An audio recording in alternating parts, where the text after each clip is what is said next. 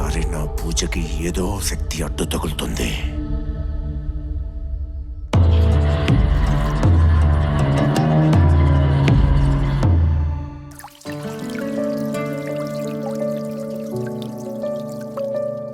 తేజు, నువ్వు లేనప్పుడు మనసు నీ ఊసులతోనే గొంతు తడుపుకుంటోంది.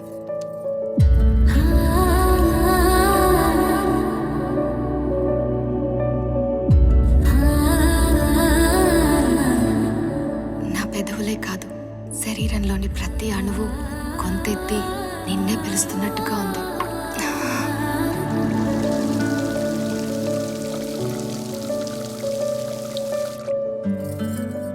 నీకోసం తయారవడం బాగుంటుంది తేజు. అలా తయారవుతున్నప్పుడు నువ్వు నా పక్కనే ఉన్నట్టు, నీ చూపులు నన్ను గుచ్చుతున్నట్టు అనిపిస్తుంది. మనసులో నీ తలుపు మెదిలితే చాలు, తనువంతా సుగంధంతో తొణికిసలాడుతుంది. ఇంకా ఈ సాంబ్రాణి ధూపం అవసరమంటావా?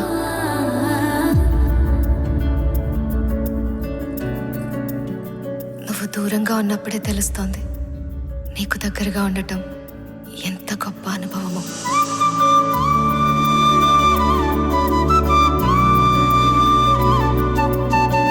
నిన్ను చూసి 4 రోజులవుతుంది తేజు.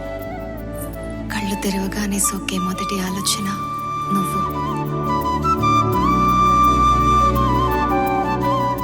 మార్నింగ్ కాఫీ వేడి ఆవిరి గుడ్ మార్నింగ్ చెప్తోంది. కానీ నువ్వు పక్కనున్నప్పుడు నా బుగ్గల్ని తాకే నీ శ్వాసే నాకెంతో ఇష్టం.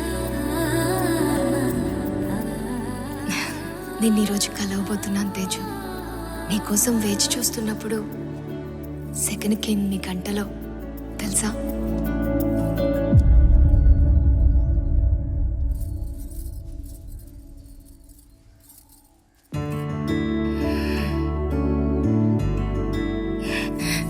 తేజు,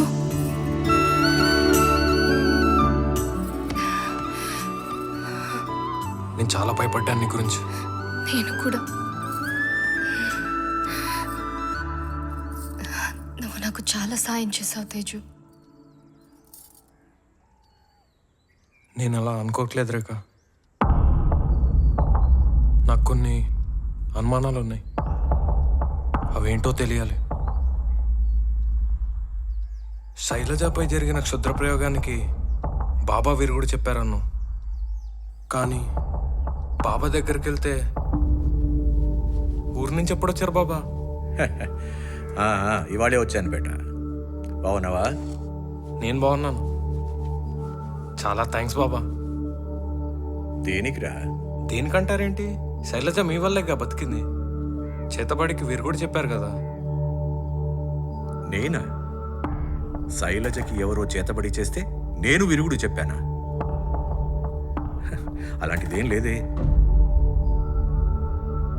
అయినా ఈ విషయం నీకెవరు చెప్పారు?